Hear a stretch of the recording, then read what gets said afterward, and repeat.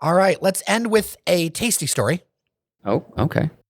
James Beard nominated chef Max Sussman is bringing Bev's Bagels to Core City this spring, setting up shop in the old Detroit Institute of Bagels space named after his grandmother.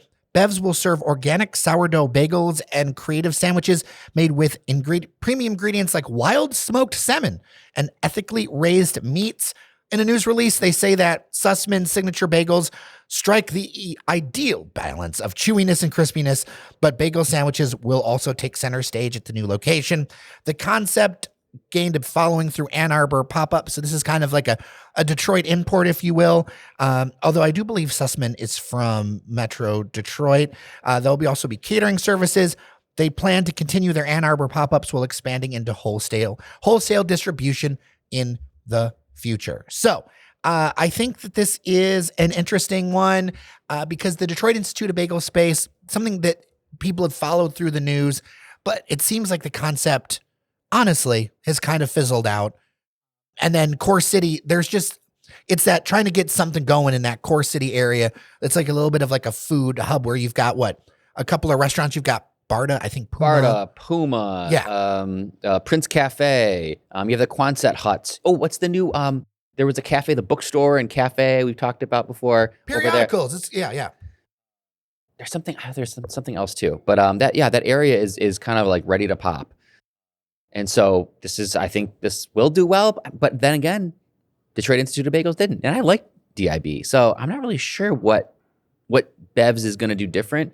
I think there's a demand for it. We shall see. It sounds like they're already a successful pop-up. So they have some built-in customer base. I'm all for more bagels. Love more bagel options. So I will welcome this for sure. I have an unpopular opinion. Okay. I don't think DIB was as good as James Oliver that succeeded it in Corktown. I think that although I know that there was some drama around it, I don't want to get into it because I don't know all the details. There was a different product. That product was not as good, in my opinion, as a bagel consumer.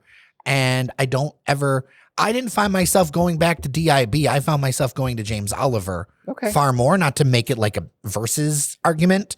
And if they're going to do something with this and have bagel sandwiches and really set themselves apart, I think it's important that they knock it out of the park on this one, because when you are in Core City, and I know there are residents there, I don't live far, I could drive there in 2 minutes. Okay.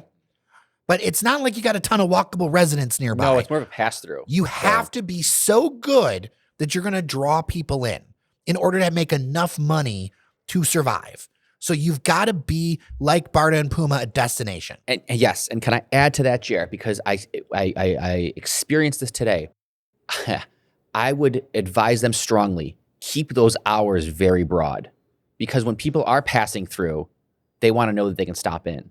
I drove right through Core City today to get to the studio, and I wasn't sure what might have been open as I was looking for coffee. If I knew that this place was open, no, it's not yet, but if I knew Bev's is there, let me just hop into Bev's and grab coffee. This is where I would have got coffee today because I passed right by it. But I don't know, is Prince Cafe open? I'm not sure.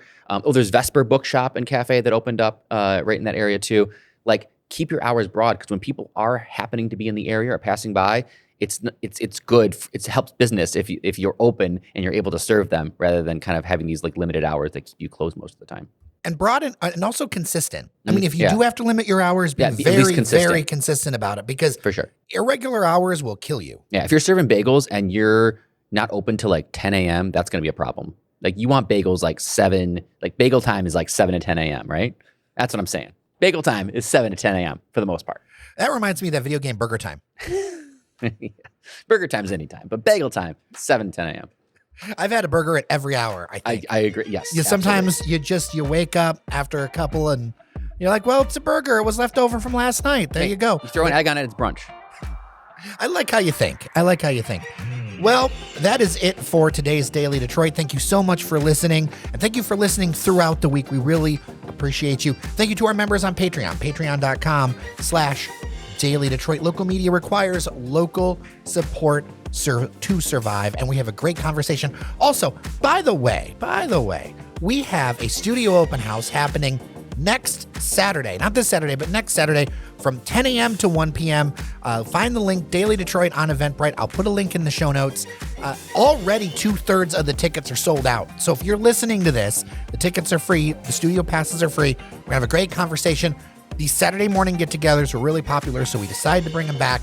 I'm excited to have people into the studio and talk all things Detroit. So with that, I'm Jer Stays. I'm Devin O'Reilly. Thank you so much for listening. Remember that you are somebody. We'll see you around Detroit.